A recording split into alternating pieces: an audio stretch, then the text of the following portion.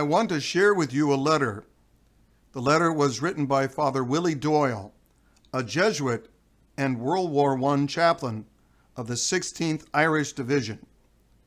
This was a Christmas letter he wrote to his sister, and it seems to embody the spirit he maintained throughout his apostolate, a constant offering of himself as a victim for the salvation of souls, in union with the divine victim.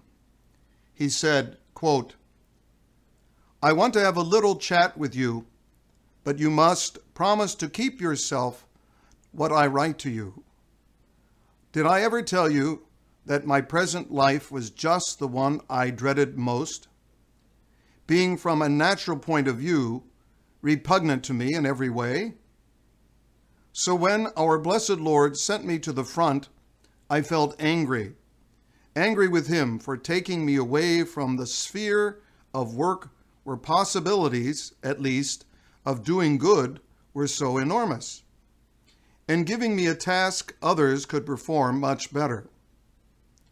It was only after a time that I began to understand that God's ways are not our ways, nor his thoughts our thoughts.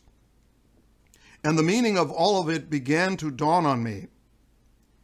In the first place, my life, especially here in the trenches, has become a real hermit's one, cave and all, a mixture of solitude with a touch of hardship, of foreign mission.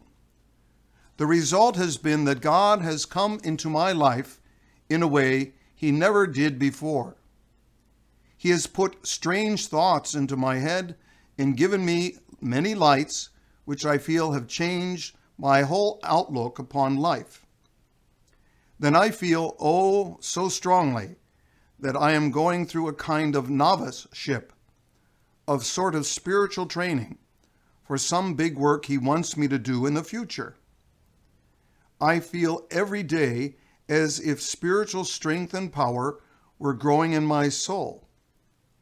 This thought of being trained or fitted for God's work, if I may use the comparison with all reverence, like St. John the Baptist, has filled me with extraordinary joy and made me delight in a life which could not well be much harder. Here I am in a bit of a hole in the side of a ditch, so low that I cannot stand upright and have to bend my head and shoulders during Mass. I can tell you my back aches at the end. Only window is a door, without a door, through which the wind blows day and night, and a cold wind it is just now.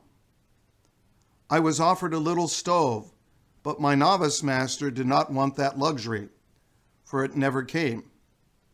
My home would be fairly dry if I could keep out the damp mists and persuade the drops of water not to trickle from the roof. As a rule, I sleep well, though one is often roused to attend some more poor fellow who has been hit. Still, it is rather reversing the order of things to be glad to get up in the morning to try and get warm.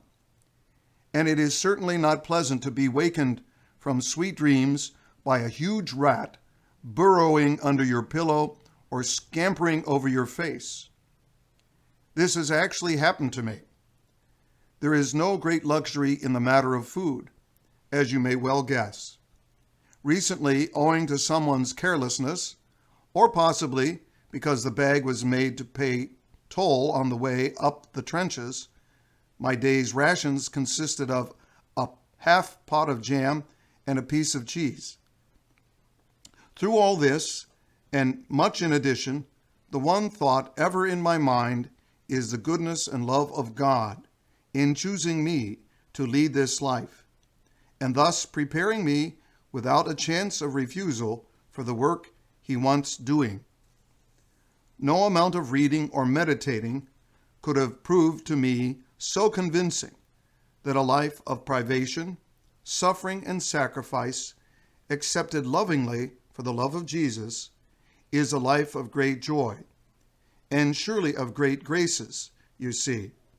Therefore, that I have reasons in abundance for being happy, and I am so truly happy. Hence, you ought to be glad that I have been counted worthy to suffering something for our dear Lord, the better to be prepared to do his work. Ask him, won't you, that I may not lose this golden opportunity, but may profit to be filled with his graces he's giving me. Every loving wish from my heart for a holy and happy Christmas. Let our gift of the divine babe be the absolute sacrifice even of our desires, so that his will alone may be done.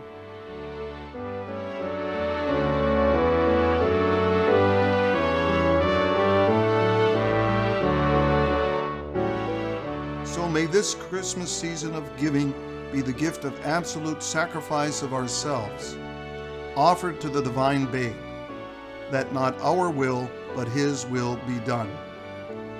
May you have a most blessed and joyous Christmastide and a holy and happy New Year.